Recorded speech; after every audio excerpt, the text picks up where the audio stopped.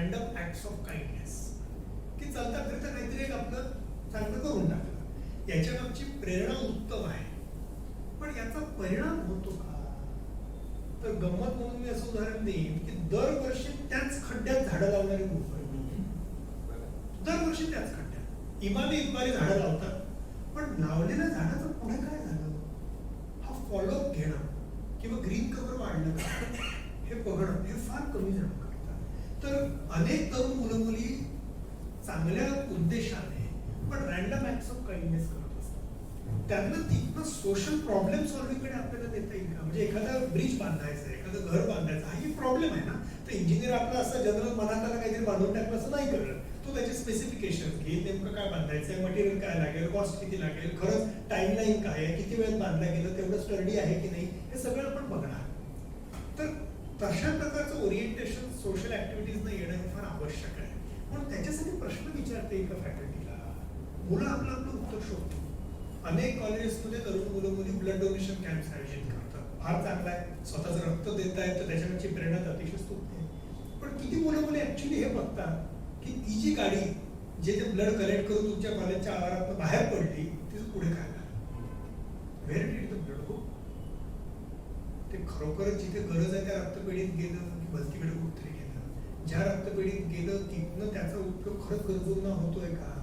तिथे जेव्हा कोणतरी एखादा गरजू त्याच्यासाठी रक्ताची डिमांड करून येतो तेव्हा त्याला इमिजिएटली रक्त दिलं जातं की त्याला म्हटलं जातं नाही नाही पहिले रिप्लेसमेंट घेऊ दे मग तुला मिळेल? तर आपण ब्लड डोनेशन शेवटी काय करतो? ब्लड डोनेशन करणं ही ऍक्टिव्हिटी आहे, पण उद्देश काही आयुष्यभर ब्लड डोनेट करत प्रश्न हा नाही आहे. उद्देश आहे की गरजू माणसाला मिळेल पाहिजे तेव्हा अतिशय स्वस्तात किंवा मोफत मध्ये आवश्यक ते रक्त मिळालं पाहिजे. या उद्देशाला धरून माझी ऍक्टिव्हिटी होते का, की फक्त माझं आंतरिक समाधान होते? हे जे ट्रान्झिशन आहे रॅन्डम ऍक्ट ऑफ काइंडनेस मधून सोशल प्रॉब्लेम सॉल्व्हिंग, हे करण्यासाठी विद्यार्थ्यांना जर फॅकल्टी प्रवृत्त करू शकलं, प्रश्न विचारू शकलं, थोडंसं प्रेमाने खिजवू शकलं, हे चांगलं केलं. अरे पण हे होत नाही तुझं, करून बघ. तर मला असं वाटतं तरुण मुलांच्या पुढे आव्हानं जर दिली ना तर ते रिस्पॉन्ड करतात. त्यांना फार उद्देश केला किंवा फार त्यांना हेडीस फिडीस केलं तर ते बॅकट्रॅक होतात. पण त्यांचं कौतुकही केलं पाहिजे, पण हे तुझ्याचे होत नाही बरं का, हे बघ, असं जर त्यांना प्रवृत्त केलं तर मला वाटतं एडीपीच्या अंतर्गत इंजिनियर फॅकल्टीना हे करायचंच आहे. त्याला आता वन मोर स्कीम असं म्हणून न करता अशा पद्धतीने केलं तर इन्क्लुजन करायचं, त्यांच्या सिलेबस मध्ये इन्क्लुजन करत. मला वाटतं आणखी कोणाला काही प्रश्न विचारायचे असतील तर त्याच्यासाठी कारण का वेळ पण बघायला सापडलेले आहे आणि म्हणून समारोप सहकारी. आणखी कोणाला काही प्रश्न? कोणाचे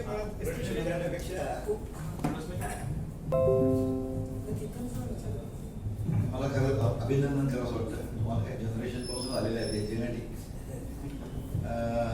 मी तुम्हाला सांगितलं तर मला खूप बरं वाटलं, कारण इथं माझ्या RITचे दोघं आहेतच. आपण जी कल्पना मांडली ती तुमच्या इथं करतात सुंदर आहे, पण मला सांगायला आनंद वाटतो की तुम्ही म्हणतात तर व्हॅल्यू एज्युकेशन आता गव्हर्नमेंटने आणलं. त्याच्या अगोदर 6 वर्षापूर्वी RIT कॉलेजमध्ये हे सुरू झालेलं आहे आणि मी जीवन विद्या मिशनचा नाव कार्यकर्ता आहे. आम्ही व्हॅल्यू एज्युकेशन म्हणून सिलेबसमध्ये आलेलं आहे आणि त्यावर 15 टॉपिक्सवरती आम्ही संपूर्ण घेतो. मॅन्डेटरी कोर्स आहे. आपल्या वॉल्चन कॉलेजमध्ये MTech साठी घेतो, RIT कॉलेजमध्ये घेतो, मुंबईला सोमय्या कॉलेजमध्ये घेतो. तर हे जे सांगतात ना हेच काम आम्ही करतो व्हॅल्यू एज्युकेशन. त्यासाठी त्या मुलांची सगळी पूर्ण डेव्हलपमेंट होईल अशा पद्धतीनं आमचा सिलेबस आहे. इथं आता काही लोकांनी ऐकलेलं आहे. तर खरोखरच ही अगदी कल्पना जबरदस्त आहे. पण 6 वर्षापूर्वी सुषमा कुलकर्णी म्हणून मॅडम आहे, त्यांनी ऍक्सेप्ट केले. त्यांनी स्वतः तो कोर्स केला आमच्या जीवन विद्या मिशनचा आणि मग त्यांनी तिथल्या HODला समजावून सांगितलं, त्यांना पटलं. आता ते व्हॅल्यूचे आता आमच्या मागे लागले लोक जसे यायला लागले. आता आम्ही बऱ्याच ठिकाणी विल बी गोईंग आणि regular mandatory course MCQ question घेतो. आता बाकीचं सांगत बसत नाही, पण मी तिथे रिझल्ट सांगतो. आता जसे तुम्ही सांगितले ना निर्माण तसे आता रिझल्ट यायला लागले की तुम्ही त्या तिथं करताय. आम्ही आता एवढ्या कॉलेजमध्ये जातोय. आय नो 10% फक्त लोकांच्या मुलांच्या 10% ऑल्सो गुड ना. एक तुम्हाला सुंदर अनुभव सांगतो त्यांचे विचार कसे बदलतात याचा. आणि अगदी तो मुलगा सध्या RIT कॉलेजमध्ये आहे. इथे प्रोफेसर जालवारी म्हणजे डॉक्टर जालवारी म्हणून आहे, तिथले हेड ऑफ डिपार्टमेंट आहे काय डिपार्टमेंटचे. त्यांचा हा अनुभव आहे. म्हणजे हा आमचा कोर्स 6 वर्षापासून सुरू झाला. तर मुलांच्यात काय बदल होतो, I am just going to tell real example of that, की तो मुलगा म्हणजे 11वीला काही 90% मार्क होते, म्हणजे हुशार होता. मग त्यांनी एका नावाजलेल्या संस्थेमध्ये त्याला घातलं की त्याला पुढे IIT करावं, हे करावं म्हणून. आणि म्हणजे फी जास्त होती म्हणून ती नावाजलेली संस्था. पण तिथं तो नापास झाला. ही कुडंट गेट अप, म्हणजे त्याला मॅथमॅटिक्स जमेना, नापास झाला. जालवादी नाव सांगतो, प्रोफेसर जालवादी यांचा मुलगा. आणि नापास झाला. ओळीनं मग ते संगती चांगलं लागली. 2 वर्ष नापास झाला तो. त्यांनी मग त्याला शेवटी ते स्वतः प्रोफेसर असल्यामुळे IIT मध्ये मॅनेजमेंट कोटामधून ऍडमिशन घेतली. कारण त्याला ऍडमिशन मिळेल ना, मग नापास झाला म्हणून 2 वर्ष तिची वाया गेली. तर तो ETNG काहीतरी इलेक्ट्रिक टेलिकम्युनिकेशन गेला तो. पुढची कथा आहे का, व्हॉट आय मीन टू से, मुलांच्यात काय बदल होऊ शकतो, यांच्या प्रकारचं व्हॅल्यू एज्युकेशन जर दिलं तर काय बदल मानसिकतेत होतो. तर ते ही वॉज व्हेरी, त्यांचं कुटुंबात भयंकर दुःखच वातावरण होतं. तर पहिल्या वर्षी आला त्या कॉलेजमध्ये, लगेच काही आमूलाग्र बदल झाला नाही. तेव्हाही तो 2 वर्षात नापास झाला फर्स्ट इयरला. पण ATKT नावाचा इंजिनियर प्रकार असतो, म्हणून त्याला पुढच्या वर्षात गेला तो सेकंड इयरला. I will tell you fantastic difference. म्हणजे तो ते स्वतः पाया पडले तेव्हा मला कळलं की असं काही झालं म्हणून. त्यांच्या घरात अतिशय दुःखाचं वातावरण होतं. तर सेकंड इयरला गेल्यावर जो मुलगा 8:30 वाजता उठायचा आणि 10च्या क्लासला जायचा कसं बस आवरून, तो मुलगा एके दिवशी सेकंड इयरला गेल्यावर 5:30 सकाळी उठला आणि तिने व्यायाम करायला लागला. It was a pleasant surprise for his father. मग ते काही बोलले नाही, बोलायला नको नाही तर दृष्ट लागायला नको म्हणून. आणि तो मुलगा 8:30ला घरात निघाला. वेळेस नॉर्मली एवढी काही गरज नव्हती, कारण ते जवळच कॉलेज होतं त्यांचं वगैरे. तर त्याला तू एवढा काय लवकर चाललाय, तर त्यांनी सांगितलं की मला पुढचा भाग मिळायला पाहिजे.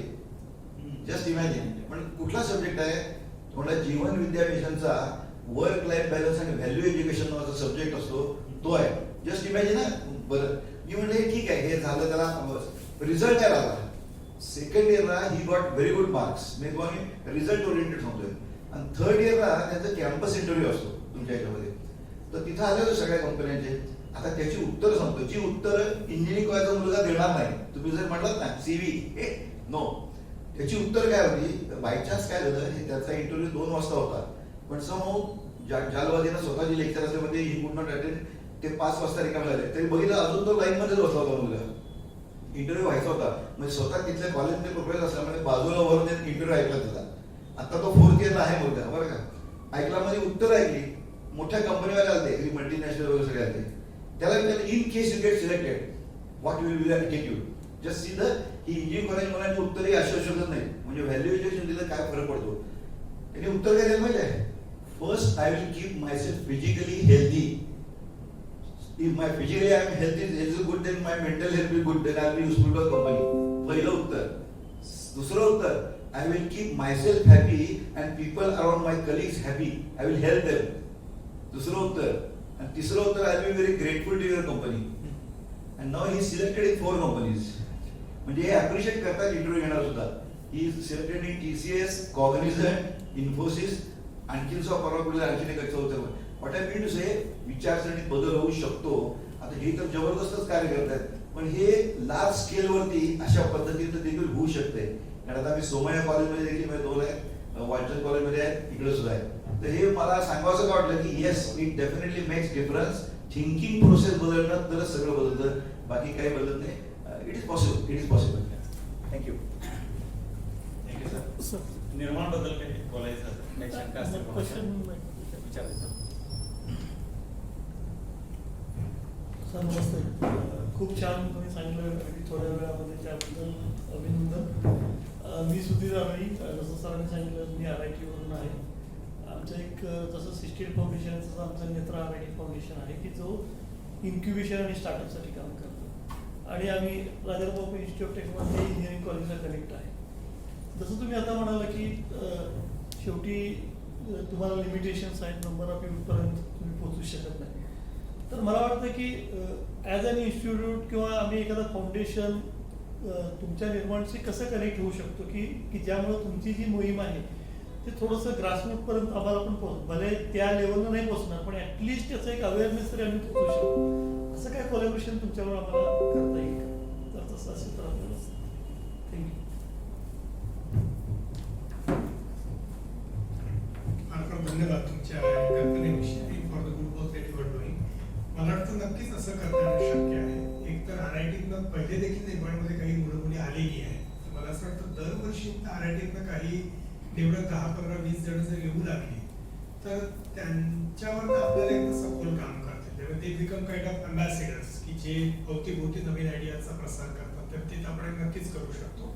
दुसरं मला असं वाटतं की आम्ही असंख्य ऑनलाईन रिसोर्सेस बनवले आहेत जे आम्ही उपलब्ध करून दिलेले आहेत. अगदी फ्री ऑफ कॉस्ट आमच्या वेबसाईटवर यूट्यूबवर. मी नंतर तुम्हाला त्याचे डिटेल्स सांगेन, आता त्याच्यात जात नाही. पण जे मला असं वाटतं की तरुण मुलामुलींसाठी फार उपयुक्त राहू शकतात. त्यामुळे ऑनलाईन रिसोर्सेसचा अधिकाधिक उपयोग त्यांना त्यांच्या स्वतःच्या वाढीसाठी जर करता आला तर मला वाटतं it would be amazing thing. तिसरं मला असं वाटतं की बऱ्याच इंजिनिअरिंगच्या मुलांना फायनल इयरमध्ये प्रोजेक्ट्स असतात किंवा अशाच्या काहीतरी चांगलं करून बघायची इच्छा असते. पण कोणाकडे बघावं नेमके, एक तर प्रॉब्लेम डेफिनेशन्स काय आणि प्रॉब्लेम डेफिनेशनला 6-8 महिन्याच्या प्रोजेक्टमध्ये पूर्ण करते या लेवलला रिड्यूस करावं लागतं. नंतर क्लायमेट चेंज हो खूप मोठा प्रॉब्लेम आहे. पण आता मी 6 महिन्याचा प्रोजेक्ट काय करू, तर रिअल प्रॉब्लेम कळायला पाहिजे आणि 6 महिन्यात किंवा 8 महिन्यात त्याचा तुकडा पाडता येईल अशा लेवलला त्याला रिड्यूस करावं लागतं. तिथे मला असं वाटतं निर्माणमधले अनेक आमचे जे ॲल्युमनाय आहेत जे स्वतः अतिशय उत्तम काम करतात, स्वतःच्या ऑर्गनायझेशन रन करतात, जे PhD केलेले अनेक जण आहेत, तर they can be very useful as a resource person to the students. त्यामुळे कारण फायनल इयरचं प्रोजेक्ट एक अशी गोष्ट आहे की इंजिनिअरिंगची मुलं मुली हिरिरीने करतात. एकीने 6-8 वर्ष त्यासाठी स्पेंड करतात. ते जर आपल्याला चांगलं बनवता आलं तर it would be really nice. त्यामुळे काही निवडक जणांना आपण शिबिरांसाठी पाठवूया, इतरांसाठी ऑनलाईन रिसोर्सेसचा अधिकाधिक चांगला उपयोग कसा करता येईल याचा काही प्लॅन आहे. आणि तिसरं मला असं वाटतं फायनल इयर प्रोजेक्ट्समध्ये new ideas and new techniques हे करू शकतो. हे 3 तर मला immediate spot of the moment सुचतात. अजून आपण बोलू टाकू. आणि कोणाला निर्माणाबद्दल काय शंका आहे? यंगस्टर्स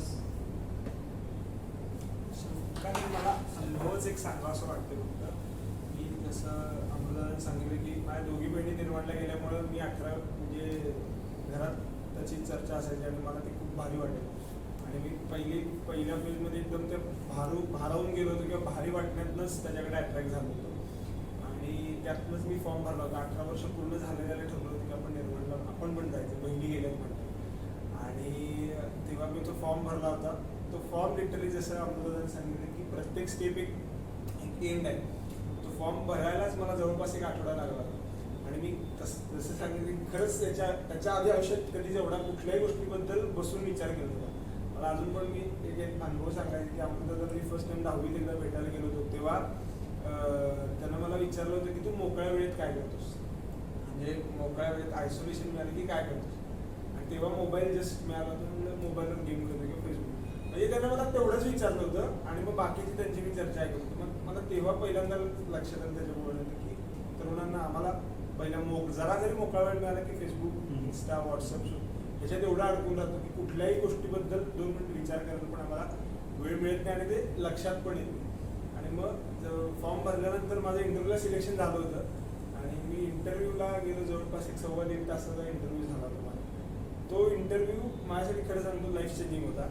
म्हणजे मी खूप गोष्टी म्हणजे मला त्यावेळी माहित होतं की माझं सिलेक्शन होणार नाही, हे पण मला माहित होतं म्हणजे at the end of the interview. पण मला तो इंटरव्ह्यूचे प्रश्न इतके म्हणजे कधीच मी याच्याबद्दल आजपर्यंत विचार केला नव्हता. आणि मला लक्षात आलं की काय लेवलची आपल्याला क्लॅरिटी पाहिजे. म्हणजे जसं मग त्यांनी सांगितलं की रँडम ॲक्ट ऑफ काइंडनेस, तोपर्यंत मी तेच बघत आलो होतो की अरे हे पण चांगलं आहे, हे चांगलं आहे, सगळे चांगलं काम केलं की सगळं चांगलं होतं असं ते वरवर माहीत होतं मला. पण त्या इंटरव्ह्यूमधनं खूप गोष्टी लक्षात आल्या. हा फक्त मला अनुभव शेअर करावा असा वाटला. आणि त्यामुळेच मग मला असं थोडं वाटायला लागलं की त्याचा प्रभाव जास्त आहे माझ्यावर खूप. की आता मी पुण्यात शिकत होतो, मी पण CA करत होतो. पण मी CA ॲज अ घरात सांगत आले किंवा सगळे करत आले आणि मला कधी मनापासून त्याच्यात आवड नव्हती. पण मी ते थोडंफार ह्याच्याबद्दल विचार केल्यामुळं मला धाडस झालं CA सोडण्याचं. मी CAच्या 2 परीक्षा क्लिअर झालो होतो पण मला वाटलं मी हे नाही करू शकत. आणि मग मला तेव्हा जवळचं फील्ड माझ्या वेस्ट मॅनेजमेंट होतं. म्हणजे मी इथं मिरजेत काही संस्थांबरोबर काम करत होतो. म्हणून मग असं वाटायला लागलं की आपण वेस्ट मॅनेजमेंटमध्ये काहीतरी करू शकतो. आणि मग त्या दृष्टीनं मी प्रयत्न करतोय सध्या. पण मला म्हणजे निर्माणमध्ये त्यामुळे मला परत म्हणजे पुन्हा जायला आवडेल, ते काहीतरी नवीन शिकायला आवडेल. थँक्यू. कारण पहिल्यांदा जेव्हा भेटायला मला आले होते तेव्हा ते म्हणले मी CA आहे आणि बायोगॅस मध्ये काम करतोय.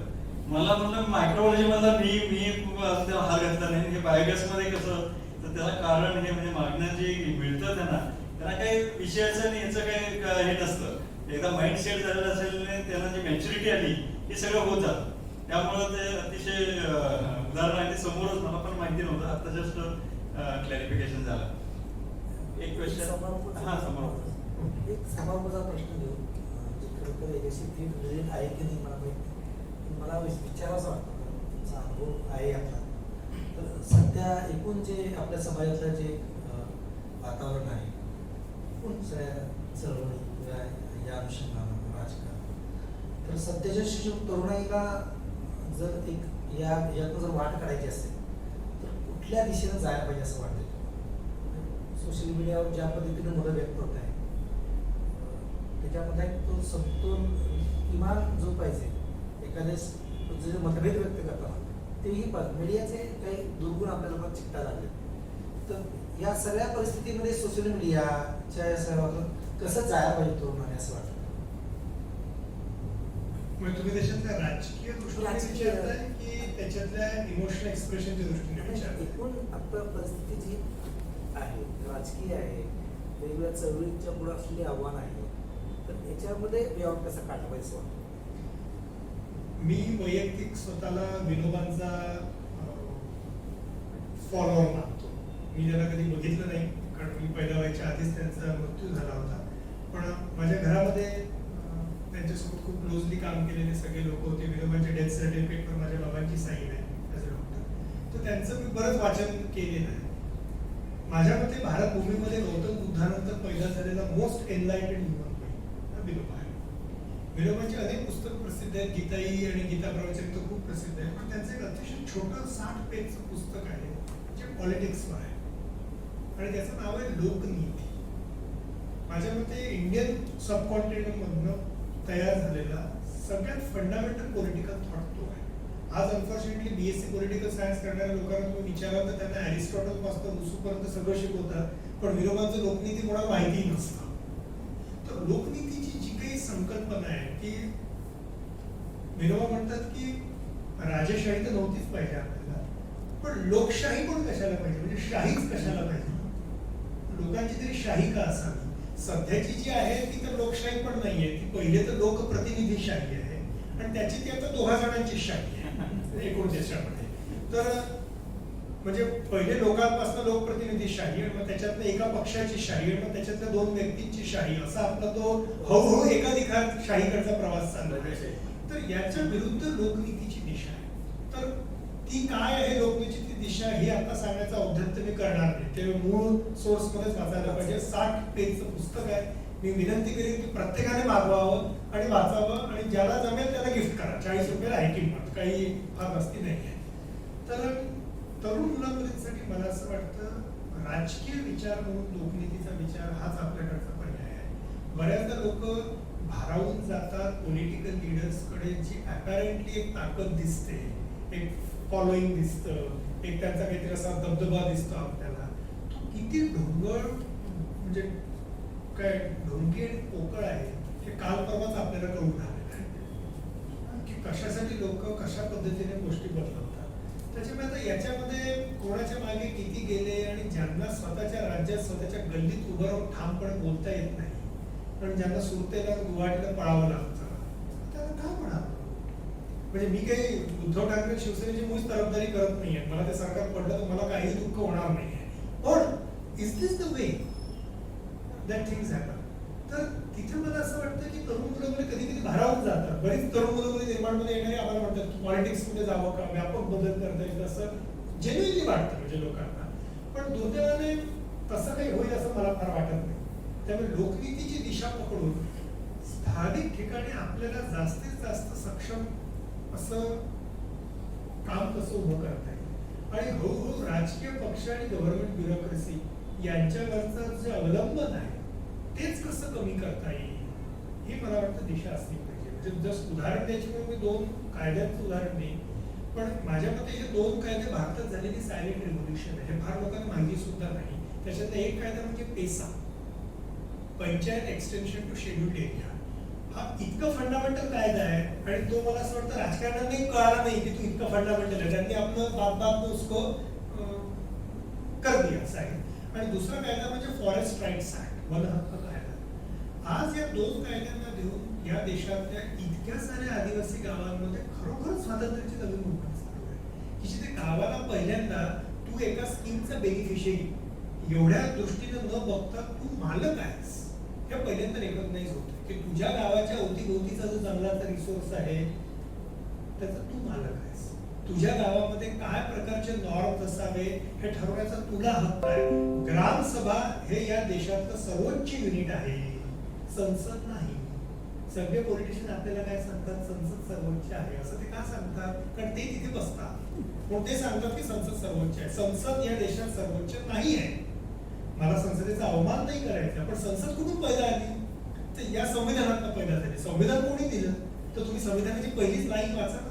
आम्ही भारताचे लोक, भारताला हे संविधान देतोय म्हणून भारताचे लोक पहिले. ते कुठे राहतात, ते गल्ली गल्लीत राहतात, गावागावात राहतात, शहरात मोहल्ल्यात राहतात. तर लोक सर्वोच्च आहे म्हणून ग्रामसभा असो की मोहल्ला सभा असो हे पॉलिटिक्स मधलं सर्वोच्च युनिट आहे. त्याच्यानंतर मग संसद अमकं कारण तुम्ही इतक्या राज्यांचा देश मॅनेज करू शकत नाही म्हणून तुम्हाला काही प्रतिनिधीकडे जायला पाहिजे. हे जे पॉलिटिकल रोल रिव्हर्सल आहे हे मला असं वाटतं पहिली गोष्ट फंडामेंटली तरुण मुलामुलींनी समजून घ्यायला पाहिजे. म्हणून लोकनीती माझ्यामध्ये मॅन्डेटरी रीडिंग हा झाला भाग राजकीय विचाराच्या बाबतीत. आता जो दुसरा भाग आहे तो त्याच्या एक्सप्रेशनच्या बाबतीत आहे. तर अनेकदा सोशल मीडियावरचे एक्सप्रेशन होतं ते असं फ्रस्ट्रेशन मधनं होतं. याचं कारण मला वाटतं हेच आहे की खरा बदल कुठेतरी दिल्लीत होणार आहे, मुंबईत होणार आहे, ठाण्यात होणार आहे असं जर वाटलं तर माझ्याकडे एक्सप्रेस करण्यापासून दुसरं कुठलं काय हो, मला फ्रस्ट्रेशन व्यक्त करण्यापासून दुसरं माझ्या हातात आहे काय. तर जर तरुण मुला मुलींना त्यांच्या स्थानिक भागामध्ये ते काय करू शकतात याची जास्त स्पष्टता आली तर मग खरं तर फार फेसबुक इंस्टावर एक्सप्रेस करत बसायची गरज उरत नाही. त्यांना काय त्यांचा गोंधळ घालायचा तो घालू द्या. How can I make change locally and make the government irrelevant हे मला वाटतं असायला पाहिजे. आणि शेवटचा मुद्दा मी म्हणेन की आपण महात्मा गांधींना आउटडेटेड करून टाकलाय आणि तरुण मुला मुलींना बऱ्याचदा गांधीजी हे फॅड वाटतं किंवा आजकाल तर भाषणात आहे त्यांचा अपमान करायची. पण टॉलरन्स अशाच माणसामध्ये असतो याच्यामध्ये हिंमत आहे. त्याच्यामुळे दुसऱ्या व्यक्तीला त्याचं म्हणणं शांतपणे मांडू द्यायचं. मी तुझ्याशी असहमत जरी असेल, ते फ्रेंच रेव्होल्युशनचं फार फेमस वाक्य व्हॉल्टेअरचं, I may disagree with you but I will fight till my death for your right to say it. त्यामुळे मी तुमच्याशी असहमत असतो तरी ते मत व्यक्त करण्याचा तुम्हाला अधिकार आहे, याच्यासाठी मी जीव जाईपर्यंत फाईट करायला तयार आहे. ही टॉलरन्सची भूमिका अनफॉर्च्युनेटली कमी होत चालली. त्यामुळे टॉलरन्स कसा वाढवायचा आणि टॉलरन्सचं खरं मूळ नॉन व्हायलन्स आहे. म्हणजे मी तुमच्याविषयी टॉलरंट का राहावं, तर त्याच्या मागचा जो बेसिस आहे तो नॉन व्हायलन्स आहे. तर तो मला वाटतं तिथे आपल्याला गांधींशिवाय पर्याय नाही की खूप भडक एक्सप्रेशन, दुसऱ्याला वाईट साईड बोलणं किंवा जणू काही याच्यातनं आपण काहीतरी आपला मुद्दा तुम्हाला चूक करून मी जणू काही विजयी सिद्ध होतो. हे फार बालिश चौथीतल्या पोरांची संकल्पना आहे. आता आजकाल चौथीतल्या पोरांचा राडा आणि मोठ्यांचा राडा याच्यात फारचा फरक उरला नाहीये, सेमच झालेला आहे. पण I think we need a more evolved and more non violent way by which we can even express our disagreement. नाही गोष्टी तुम्हाला चार माझ्या पटणार, मला तुमच्या नाही चार पटणार, पण त्यामुळे मोकळेपणे ठामपणे पण प्रेमाने सांगू शकतो. ही सवय लावावी लागेल. खूप झालेला आहे तरी पण महत्वाचं एक राहते म्हणजे आपण कार्यक्रम BBBADला दुपारी ठरवलेला होता, पण तो त्यांची नाराजगी थोडी झाली. त्याबद्दल आपण काय कधी करणार आहे किंवा काय याबद्दल थोडं आपण जुलैमध्ये त्याच्याविषयी एक ऑनलाईन सेशन करूया आणि मी जुलै किंवा ऑगस्टला परत येणार सांगेन, तर तेव्हा आपण फिजिकली करू.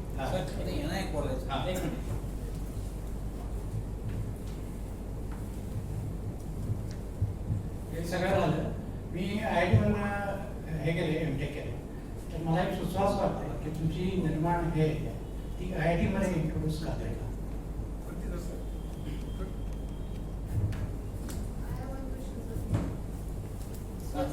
तुमच्या निर्माण होणारच आहे, पण आता आम्ही तरुण मुलं जेव्हा ज्या सिच्युएशन मधून चाललो आहे त्यामध्ये पालकांची एक भूमिका, आमच्या करिअरची एक भूमिका आणि आमचे हे जे स्वप्न म्हणजे उराशी बाळगले आम्ही त्याच्या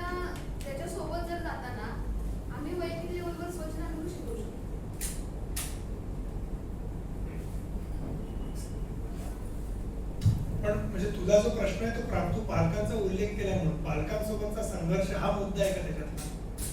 हा कुठेतरी राहतं ना सर की हे नको हे ठीक आहे. आता बघ मी रिसेंटलीच पालक झालोय 2 वर्षापूर्वी.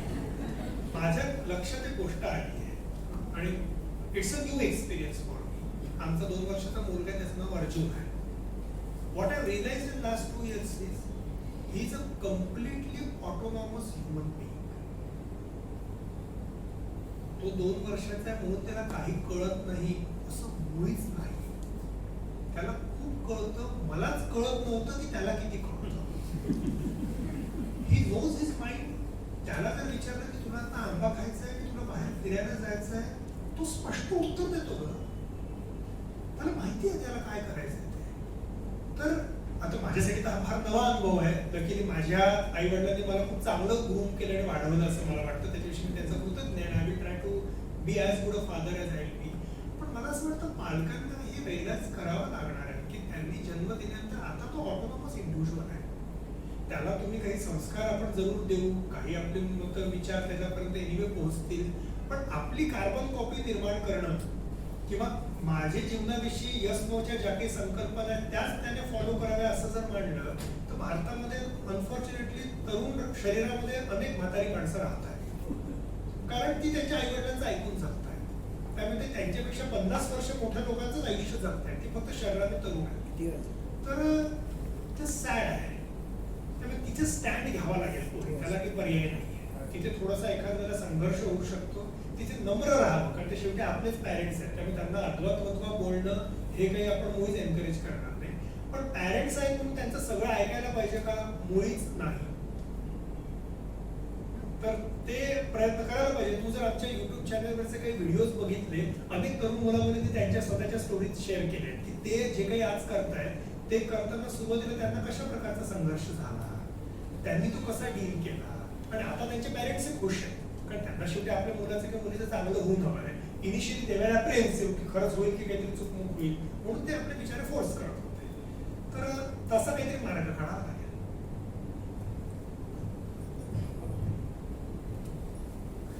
काही क्वेश्चन असा महत्वाचा नाही आहे ना, म्हणजे मग आपण समारोप करणं वेळ पण समारोप झालेली करूया, आहे. कारण वेळ हा, झाली. वेळ झाली आहे. कारण असं आपण माहिती घेऊ शकता निर्माणवरती. वेबसाईटवर माझा फोन वेबसाईटवर नंबर, तुम्हाला- ईमेल आयडी दोन्ही आहे. तुम्हाला सगळ्यांना वेबसाईटवर एनी क्वेश्चन तुम्ही निर्माण अमृत बघ म्हणून गुगल करा, त्याच्यात फोन नंबर, ईमेल आयडी दोन्ही. You can shoot me a mail or WhatsApp. उपस्थित सज्जन आणि मित्र, आपण अमृत बंग यांच्या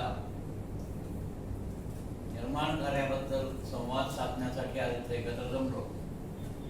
आणखी 1 तासभर किंबहुना जास्तच वेळ आपला कसा गेला हे आपल्याला समजलं सुद्धा नाही. म्हणजे त्यांच्या कामाची ओळख तर झालीच, पण त्याचबरोबर भारतातल्या आजच्या क्षणी असलेल्या तरुण पिढीच्या समस्या या सुद्धा विविध वक्त्यात विविध श्रोत्यांच्या प्रश्नामधून व्यक्त झाल्या. आतापर्यंत भारताची शिक्षण व्यवस्था ही एक तऱ्हेची मिरर इमेज ऑफ युरोप, अगर पाश्चिमात्य देशांची एक मिरर इमेज म्हणून आपली शिक्षण व्यवस्था किंवा बऱ्याचशा व्यवस्था तिकडं आहेत म्हणून इकडं आपण त्या पद्धतीनं जातोय अशा होत आलेल्या आहेत. आता नव्यानं भारताची म्हणजे 34 वर्षानंतर प्रथमच ही शिक्षणाची नवीन सिस्टीम म्हणजे नवीन एक शिक्षण पद्धतीवर म्हणून राष्ट्रीय पातळीवर निर्माण केली आणि ती रुजू होतीये आणि त्याबद्दल आग्रह धरला जातोय. आणि त्यामध्ये विद्यार्थी वर्ग घडवणे, देशाच्या आत्मनिर्भर स्थितीपर्यंत जाण्यासाठी जे जे करायला पाहिजे ते शिक्षणातनं सहजरित्या व्हावं अशा पद्धतीनं शिक्षणाची रचना नव्याने केली आहे. पण सगळंच शिक्षण पद्धतीमधून आणखी सेटल झालेल्या शिक्षण संस्थांमधून घडून येतं असं नाही. त्याला कॉम्पोनंट म्हणजे त्याला मदत करणाऱ्या इतर काही सामाजिक संस्थांची सुद्धा गरज असते. हे यांच्या अमृत बंग यांनी ज्या पद्धतीनं त्यांचे निर्माण कार्य हे जे आहे म्हणजे युथ डेव्हलपमेंट, तरुणांना मार्गदर्शन करून देशाच्या निर्मितीमध्ये म्हणजे लिडरशिप क्वालिटीज त्यांच्यामध्ये कशा डेव्हलप होतील, कशा व्हाव्या याबद्दल त्यांनी त्यांच्या संस्थेमार्फत जे काम केलं जातं त्याची आपल्याला माहिती करून दिली. आणखी त्याचबरोबर डॉक्टर पटवर्धन, दिलीप पटवर्धन यांनी सुद्धा जीवन विद्या जीवन विद्या जीवन विद्या मिशन. हा, जीवन विद्या मिशन तर्फे ते सध्याचे काम करतायत आणि त्यातनं घडणारे परिणाम हे स्वतः दिसून येतात. आणखी खांबे सरांनी सुरुवातीला सांगितल्याप्रमाणे आम्ही सिस्टेम फाउंडेशन तर्फे जे काम करतोय त्यामध्ये सुद्धा तरुणांच्या मध्ये आज इनोव्हेशनची ॲटिट्यूड किंवा इनोव्हेशन आणि क्रिएटिव्हिटीची कल्चर कशी डेव्हलप होईल ह्याबद्दल सुद्धा आता आम्ही काम करतोय. म्हणजे अशा पद्धतीनं प्राप्त सेट अशा शिक्षण संस्थांमध्ये जे होत नाही ते करणाऱ्या ज्या सामाजिक संस्था आहेत आणि त्यांची कशी गरज आहे हे अमृत बंग यांच्या निवेदनातून, पटवर्धन यांच्या निवेदनातून, आरळी यांनी जे निवेदन केलं तर अशा विविध श्रोत्यांच्या निवेदनामधून सुद्धा व्यक्त होत आहे की देशाच्या पातळीवर सेट सिस्टीम म्हणून ज्या काही आहेत तेवढ्या केवळ पुरेशा नाही, त्याला सहाय्यरूप होणाऱ्या अशा अनेक संस्थांचं काम सुद्धा गरजेचं आहे. आणि म्हणून आपण त्या सामाजिक संस्था म्हणजे त्याला काय NGO म्हणतो आपण की आपल्या स्वतःच्या म्हणजे स्फूर्तीमधून देशासाठी काहीतरी काम करूया म्हणून एकत्र आलेली माणसं विविध पद्धतीनं काम करतात. आता रानडे सुद्धा त्या ज्या पद्धतीनं शालेय शिक्षणामध्ये कॉम्प्युटरचा वापरामधून मुलांच्या मध्ये क्रिएटिव्हिटी कशी डेव्हलप होईल अशा तऱ्हेचं काम करतात आणि ते आमच्या सिस्टर फाउंडेशनशी सुद्धा संलग्न आहेत. तर अशा पद्धतीनं वेगवेगळ्या संस्थांचं काम एकमेकाला पोषक आणि पूरक असं होत चाललं आणि त्यातून एकमेकांच्या समजेतून हे राष्ट्र निर्माणाचं काम पुढे होत राहील असा विश्वास आपल्याला म्हणजे या निमित्तानं मांडावा वाटतो. आणखी आज ज्या संख्येनं आपण सर्व अमृत बंग यांचं संवाद साधण्याचा जो कार्यक्रम आयोजित केलेला होता त्यात उपस्थित राहिल्याबद्दल आपल्या सर्वांचं मी म्हणजे आभार मानतो. आणि त्याचबरोबर आपल्या म्हणजे त्याला काय म्हणतो आपण भरगच्च कार्यक्रमामधून वेळात वेळ काढून ही जी एक मांडण्याची पद्धत आहे तसं खरोखरच वेळात वेळ काढून त्यांनी 1 तास 1.5 तास आपल्या ह्या कार्यक्रमात भाग घेण्यासाठी ते इथं आले आणि त्यांनी आपल्या कामाची माहिती करून दिली याबद्दल मी आपणा सर्वांतर्फे त्यांचे आभार मानतो. सिस्टर फाउंडेशन ही आमची संस्था आहे CISTED म्हणजे centre for innovation in science technology and entrepreneurship development. म्हणजे बरंच काय काय असं वाटतं आपल्याला सगळं ऐकून, पण सर्वसाधारणपणे तरुणांच्या मध्ये इनोव्हेशनची आणखी क्रिएटिव्हिटीची जागृती निर्माण करणे हा आमचा उद्देश आहे. त्या उद्देशाला पूरक असं पुस्तक नुकतंच आम्ही गेले 2-3 वर्ष अभ्यास करून हे पुस्तक लिहिलं आहे. नवशोधन मंत्र आणि तंत्र असं पुस्तकाचं नाव आहे. म्हणजे इनोव्हेशन सेंटर थोडक्यात चालवण्याचं हे पुस्तकाचं प्रकाशन नुकतंच झालं. ते आमच्या संस्थेतर्फे मी अमृत बंग यांना भेट देतो. म्हणजे एकमेकांना पूरक अशा विविध विषयावर काम करणाऱ्या संस्थांचं एकमेकांना माहिती होणं आणि एकमेकाला त्यांनी पूरक कामं कशी करावी हे अशा निमित्तानं आपल्याला दिसून आलं. हे मला आवर्जून सांगावं वाटतं. पुन्हा एकदा मी अमृत बंग यांचे आभार मानतो. आणखी असंच आपण वारंवार एकत्र येऊन काही विषयावर चर्चा करत राहावं, त्यातून कामाची एकमेकांच्या डेव्हलपमेंटसाठी कसा उपयोग होईल हेही कळत जातं. तेव्हा पुनश्च आपण सर्वजण या कार्यक्रमाला उपस्थित राहिल्याबद्दल आपलेही आभार. चहाची वेळ आहे, सगळ्यांनी चहा घेऊन जायचं.